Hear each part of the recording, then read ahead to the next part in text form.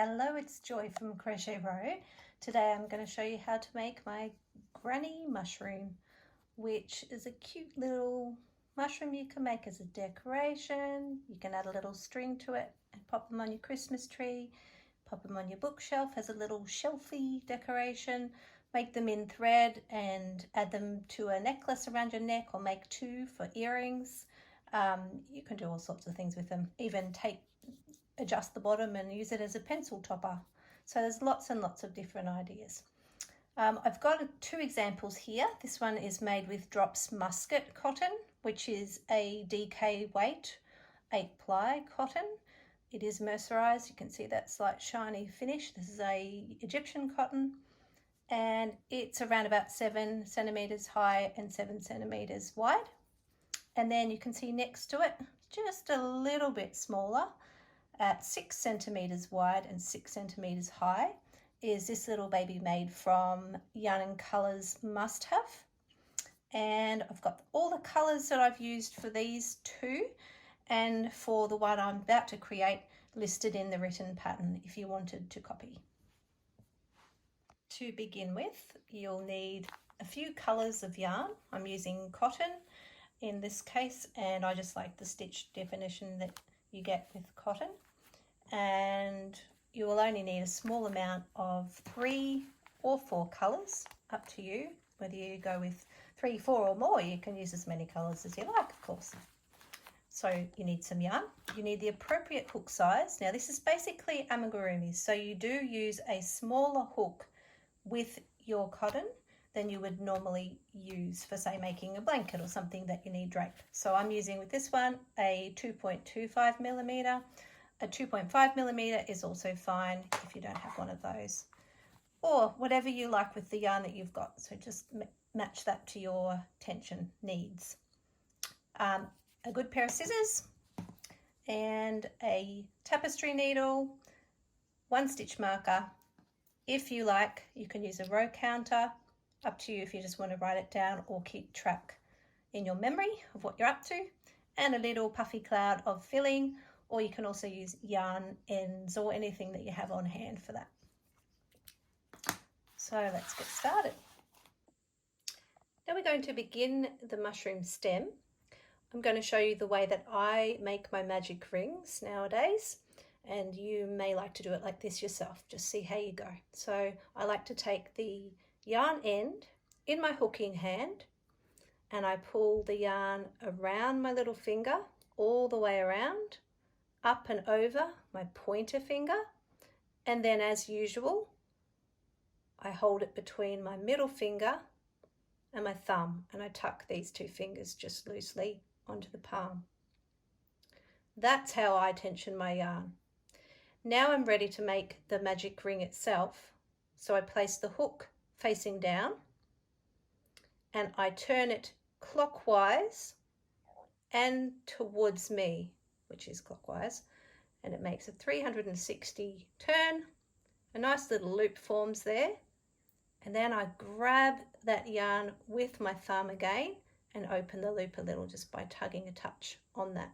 That's the beginning of your magic ring. So now you're going to grab the yarn, pull it through the ring you've just made,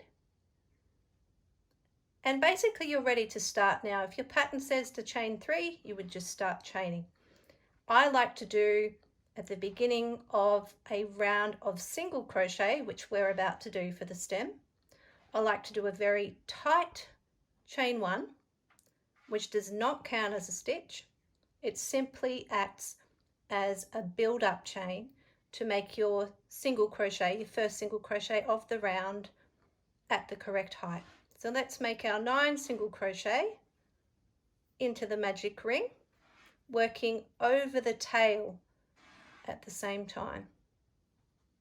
So that's 1. When I place a marker, I often like to make 2 stitches, then hold the hook in place like so, and then place it in the second stitch from your hook, which is, in this case, the first stitch made. It makes it a little bit easier to get into that stitch for me, but that's just personal choice, just a little trick that I've come up with over the years. Take it or leave it. So here we go, we're up to number 3, number 4, 5, 6, 7, and you're making fairly tight tension with these stitches, 8 and 9. I'm just going to count my stitches. When I count the stitches to double check I've got the right number, I count backwards from the last stitch made. The loop on the hook is not counted as a stitch. It's called the working loop.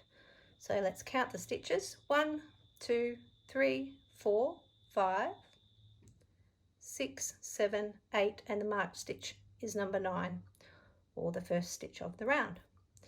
And another little trick I like to do is, even though it does say at the end of this round in the pattern to tighten the magic ring, that's just to remind you to do it, I basically tighten it to about here, and then I work my first stitch. That way it's not too hard to get into that stitch itself. I'm going to take the marker out. Now I know where to place my stitch. I'm going to take that marker out and make my 2 single crochets into this first stitch. We're up to round 2, so I'll just press my button on my row counter. And now I've made the first 2 stitches of the round. I'm going to place that marker back in to the first stitch made of the round, ready for the next time. And now you can fully pull on the tail and close it up. Give it a nice firm tug, and a little bit more, and that should be fairly completely closed. Now what I like to do is to, especially with single crochet, to crochet over the tail. So I just hold it in place with my middle finger there. And we're going to make 2 single crochets into every stitch around. You might see this written sometimes as a single crochet increase. It's the same thing. You're just making 2 stitches instead of 1. That's 8. And you can see I'm working over that stitch, the tail as well. That's 10.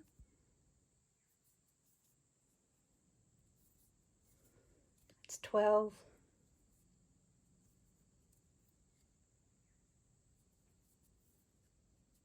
14. Oops. 16. And the last 2. Now, usually I would not cut my tail if this is going to be washed, if it's going to be worn or used in any particular way, even for a toy. So if it is going to be a toy for someone, don't cut your end. But if it's just going to be a decoration, you can trim your end right there. You may or may not have had your magic rings undo, and it may still undo even though you've already gone over 18 stitches with that. Now, as you can see, my little magic ring hole has actually opened a touch there. So what I'm going to do later on is I'm going to thread that up and just weave it in around those center stitches and tighten it a little bit more. So I'll leave that tail as it is. Now we're up to round 3. For rounds 3 to 6, that's a total of 4 rounds. You're going to single crochet in each stitch around. So if you're using a row counter, up to row 3, remove the stitch marker and it's just the 1 single crochet in each stitch around. So again, I've done the first 2 stitches of the round and I placed the marker back in the first stitch of the round. Just a little joyism, one of those things that I like to do, which funnily enough, you might have this too, but you tend to pick up these little habits and sometimes they change from time to time. And you think, why did I ever do it like that before? So definitely take it or leave it. And again, as with the previous rounds, we are not joining with a slip stitch or any sort of join. we're just working straight into the next round. So I will see you at the end of round 6. Here we are at the beginning of round 7. So this is our decrease round where we are going to make the base of the stem a little narrower. So the instructions say to single crochet in the next stitch, which happens to be the first stitch of the round. And I am going to place my marker back in there straight away. More fiddly to do on camera than it is in real life. That way I can show you the next step, which is an invisible single crochet decrease. Now to do an invisible single crochet decrease, you want to place your hook through the front loop only of the next stitch. So you can see the back loops left there, and then the front loop only of the next stitch. You're going to pick up the yarn and draw through 2 loops on the hook. So now there's 2 loops left on your hook, and then yarn over and pull through those 2 loops on the hook as a normal single crochet stitch.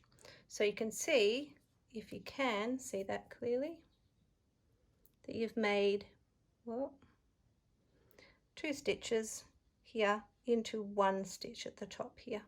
So our next stitch, which is, the instructions are repeated, so those normal squarish brackets are repeat brackets. So you're going to do another single crochet in the next stitch,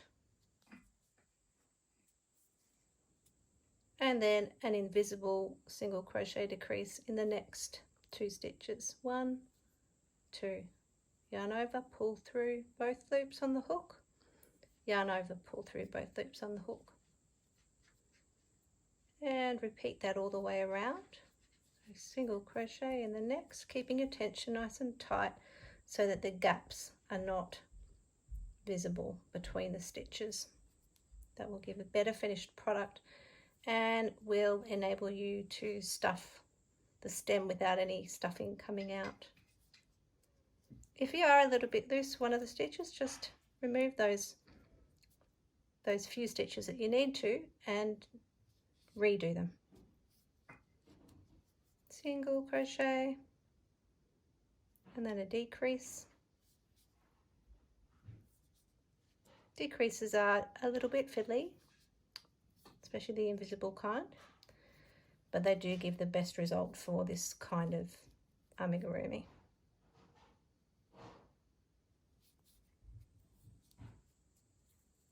Definitely worth practicing.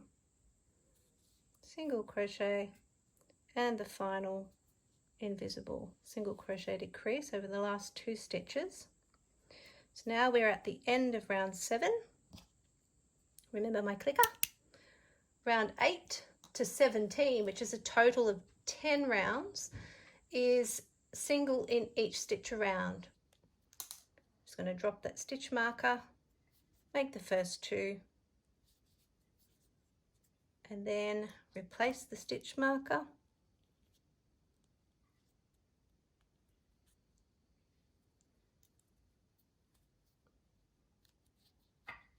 And I'm just going to do those 10 rounds and I will see you back here at the end. Okay, I'm at the end of round 17, so I have done 10 rounds of single crochet in each stitch around. We're going to fasten off, so we cut the end, which I've already done, and then you simply pull up on your hook to pull that end through the current stitch. And now I'm going to do an invisible join. Just show you how I do that one.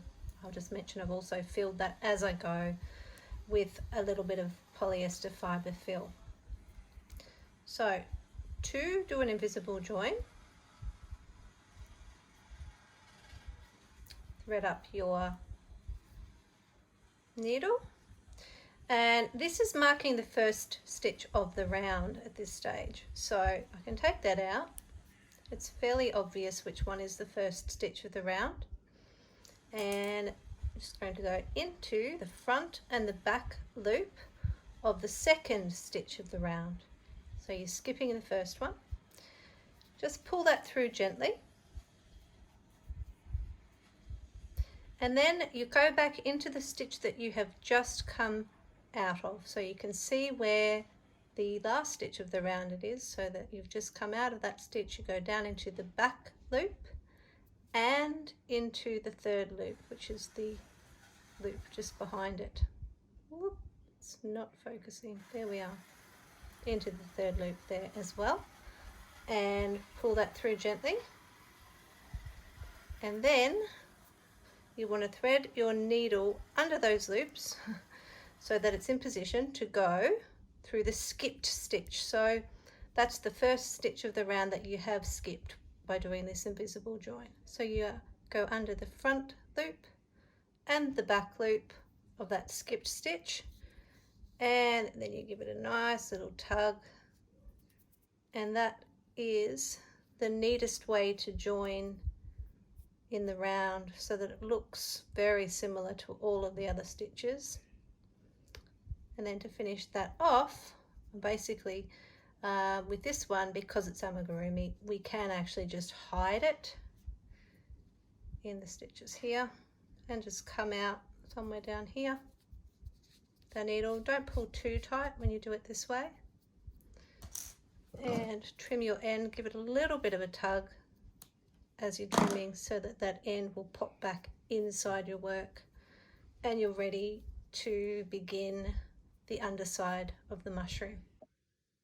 We're going to start crocheting the underside of the mushroom cap now. So we're just going to start working directly into these stitches that are at the top of the stem in your chosen colour. So keep your stem handy, and I'll show you how we're going to start with the standing double crochet US terms. So I like to begin, this is how I tension my yarn. I have the yarn end held in my right hand because I'm right-handed, and then I wrap it around my yarn tensioning hand by wrapping it all the way around the little finger and then up and over the pointer finger and pulling it down sufficiently so there's a tail around about so long, and then I grab it between my middle finger and my thumb, and there's that little bit of a gap between the pointer finger and the middle finger. Into that gap you're going to place your hook facing down, press on that little area that's under tension, and holding it taut with these finger and thumb, you're just going to do a clockwise turn, and now the hook is facing up, and you can see that that's formed a nice little loop. This is an alternative to having a slip knot on your hook. I don't like the extra bump that a slip knot creates, so I like to create my standing stitches without a slip knot, and this is how I do it.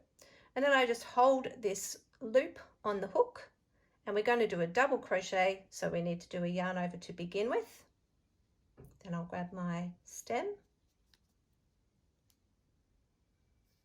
bit fiddly on camera, and then just place the hook into the front and back loops of any stitch around, yarn over, pull up a loop, yarn over, pull through two, and yarn over, pull through two. You can see while I'm doing this, and the last loop, I'm holding the tail with my left thumb. So I like to just keep it in position so it stops the tail from running away on me. And now what I like to do at this point too is to mark the top of that stitch, because it can be very easy to lose the top of the stitch if you don't do so. And then if you're going to work into that stitch for any reason, you're going to make a slip stitch join, or if you're going, which we are in this instance, then you're going to want to have that marked under the front and back loops of that stitch. You can just go under one loop and that will still be fine. You don't need to be too fussy about going under. That back loop is actually a little bit hard to find at times, so don't worry about it if you just get the one loop. You're just marking the top of that stitch. And then we're going to make another double crochet into the same stitch. Pull up a loop, pull through two, yarn over, pull through two, and then 2 double crochet in each stitch around.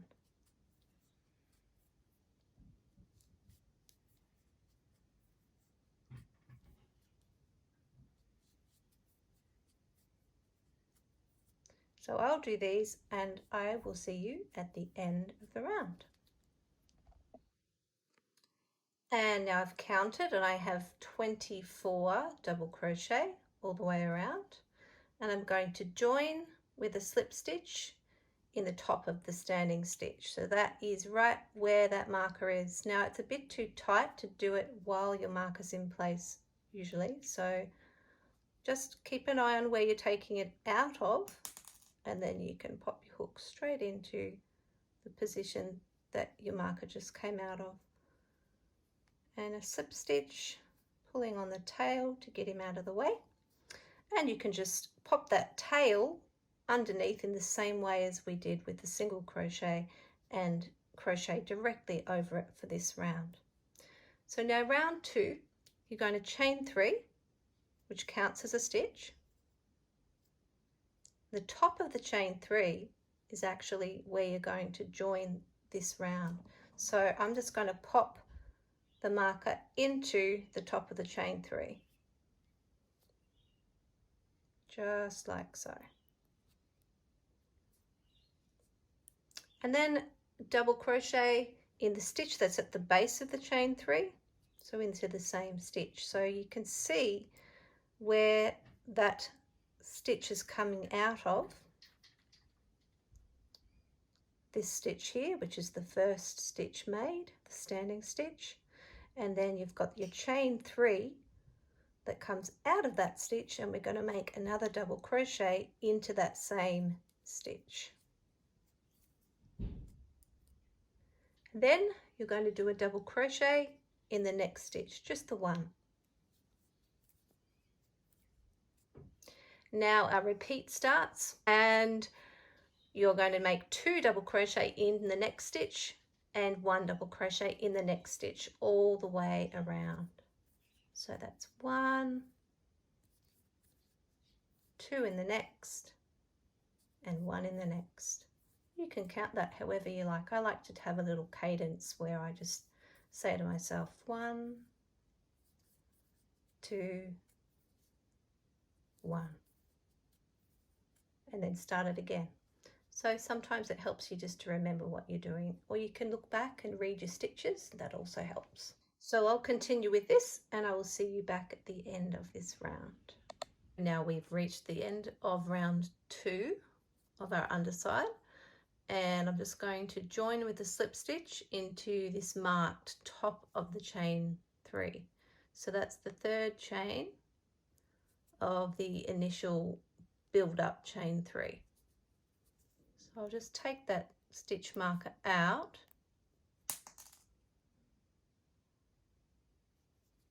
and make a slip.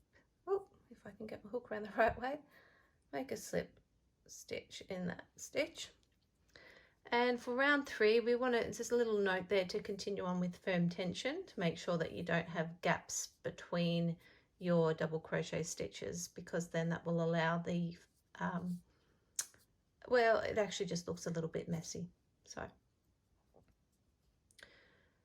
So round 3, we are going to do a build up chain again, chain 3, 1, 2, 3, remembering to work with firm tension for this round so that there's no gaps between your double crochet stitches. Now this stitch is counting as a stitch again, this chain 3, and instead of making another into this base one like we did in the previous round, we're just going to work straight into the next stitch, and we're going to place a marker into the next stitch so that we can know exactly where to place to begin our invisible join at the end of the round. So that doesn't always look fantastic. I'm not a big fan of using a chain 3 personally. I actually use a different method. So I will show you that right now. So what I do, instead of doing a chain 3, is a false double crochet. So you don't have to do this, it takes some practice, but if you want to learn how to do it, this is how I do it. So you just have your yarn on your hook, you pull up to the height of a double crochet stitch, hold the loop on your hook, and then you wrap the yarn around your hook, so you're holding both those loops on your hook now, and then you place the hook into the stitch that you're going to make the double crochet in and make a double crochet as normal. Yarn over, pull through 2, and yarn over, pull through 2. It does take a bit of practice to get the height right and to get it to not slip on you, but I think that the end result is worth it. I'll just pop the next DC into the next stitch and you can see how similar those two look. Looks more like a double crochet and there's less gaps. So then we're placing this marker just into the second stitch of the round. That way we can make the invisible join into that stitch. And it's a double crochet in every stitch around. So I will make those and I'll see you back at the end of the round. Now we've reached the end of round 3, so we're going to fasten off, which means to cut your yarn and pull up on your hook so that that tail comes through this last stitch you've just worked. Now you're going to do an invisible join, or you can just slip stitch into the end of the round if you want to. That's completely up to you. It just makes it easier when you do the joining round to see every individual stitch. If you make an invisible join, it's just a bit neater. So to do the invisible join again, you're going to work into the second stitch of the round, which I've marked with a stitch marker, through the front and the back loops, gently pull that through, and then through the stitch you just came out of, which is the last stitch of the round, you go down through the back loop and the third loop. Gently pull that through, and then you want your yarn to be at the front of your work, so just pass your needle through that gap and then go from front to back in the missed stitch. So in this case I made a standing stitch, so I'm just going to pick up those 2 loops of the standing stitch, the top of the standing stitch. If it was a chain 3, you can just pick up 1 loop, that's fine, and pull that gently, and so that it is the same size as all the other stitches. And then I just like to weave in the end while I'm there.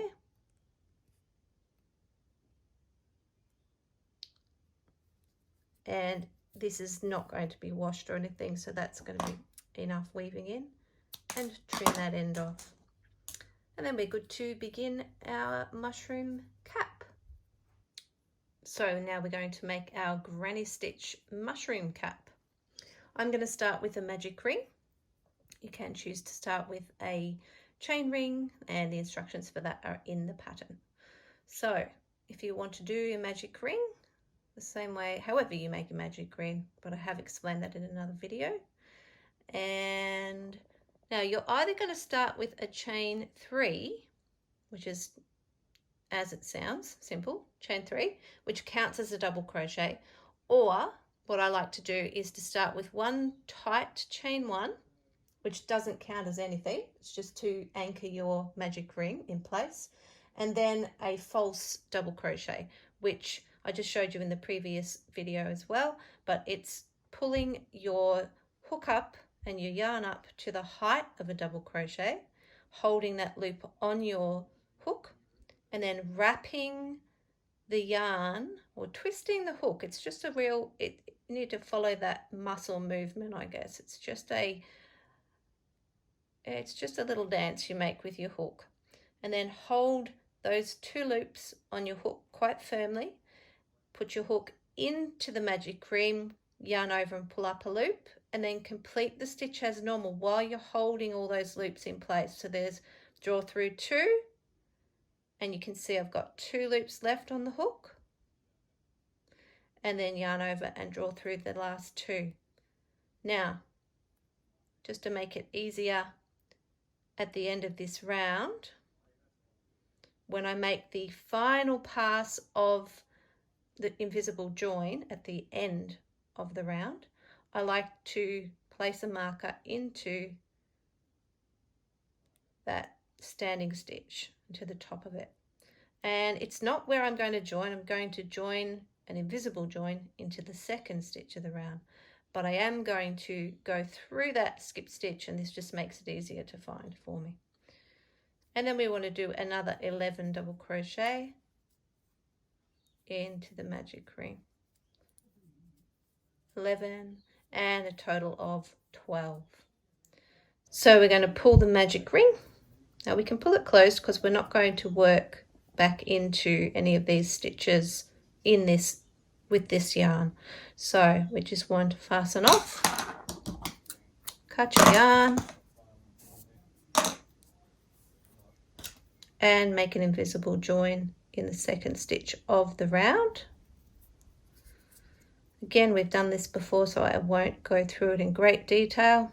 You're going back to front in the second stitch, just nice and gently, and then through the back loop and the third loop, and then through the front and back loop of the missed stitch, which I've marked. Now I can take that marker out and just gently pull that so that it looks like all the other stitches, and you'll see how neat that is. So to begin round 2 of the cap, we're going to start with a standing double crochet, which I've shown you in another video, so I'll just keep going on so we don't make these videos too long. And in between any 2 stitches, so you're just working not just under the 2 front and back loops, but actually in between the stitches, which means you're really going under 3 loops. It's a little bit hard to show with these tight stitches, but when you look at your work, you'll be able to see what I mean. Creating a standing double crochet, and you're going to make another double crochet into that same stitch, and then 2 double crochets in every gap between 2 stitches. So you're going to have a total of 24 stitches. So I'll do those and see you at the end of the round. I finished the second round and I've made my join, and I've woven in the end that I made the join with and left this one free, and it's actually going to be held underneath my work as I work the next stitches.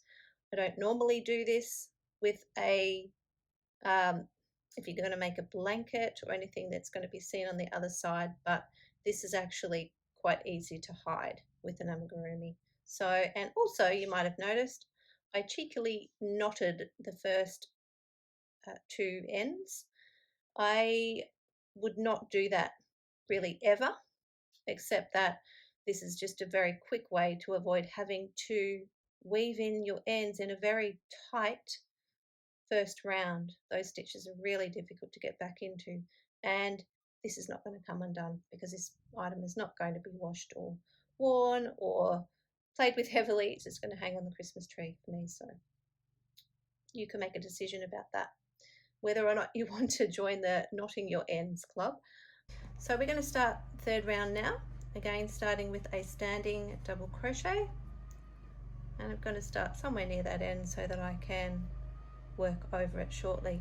And we're working 3 double crochets in between each group of 2, so that means you can see 2 stitches, 2 double crochet coming out of the one space here. We're going to work into the space between those. So in this case we can actually see that third loop underneath. You're going to be working right into that space.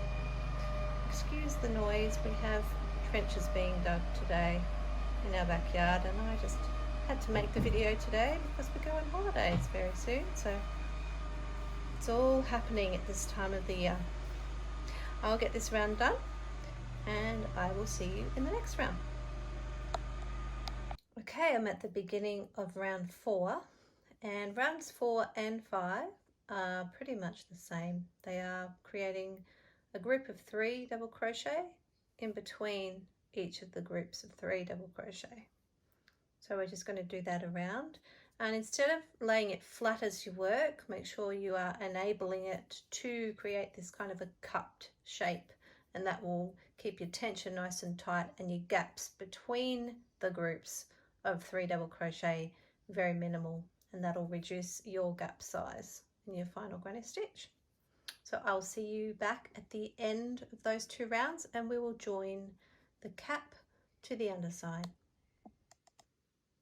Now we've come to the end of round 5 and you do not need to make a join. I have marked the top of the standing stitch, and that's going to be the first stitch that I make when I put the underside inside of the cap. So just pop your mushroom top and bottom together. Don't need to line anything up except for the edges of the stitches. And then have the top of the cap facing you, so you're going to continue working in the same direction basically. And you've got your marked stitch ready to go, and you're going to join the layers and make a slip stitch and a chain 1 in each stitch around through both loops, so the front and the back loop of both layers. So that's 1 layer and that's 2 layers. Yarn over, pull up a loop and pull through the loop on your hook for a slip stitch, and then make your chain 1s a little loose. Don't pull them really tight, and that will give that decorative edging a little bit more pizzazz. You can see those little corrugations at the bottom are the chain 1s, and they do look better if you keep them a little bit loose and keep them evenly loose.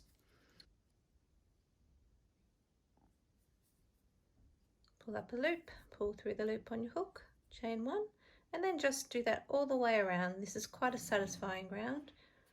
Making a slip stitch, chain 1.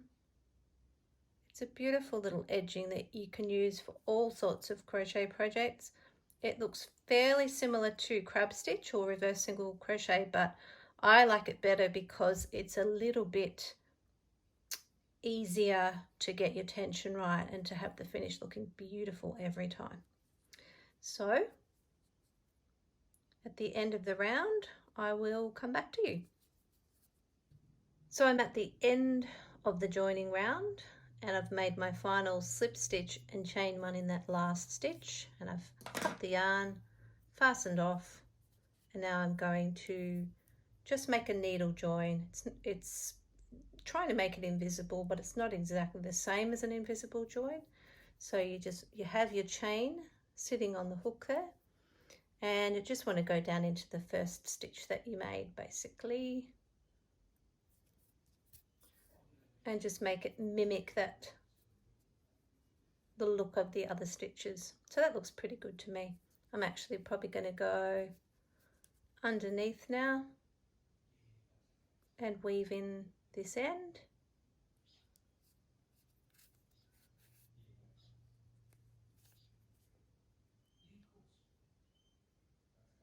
And doesn't need a whole lot of weaving in because again it's an amigurumi. Can keep that weaving quite simple. Trim your end close to the edge and give it a little bit of a shape with your fingers, and your granny mushroom is complete. I hope you've enjoyed this tutorial and have a wonderful day. Okay, bye for now.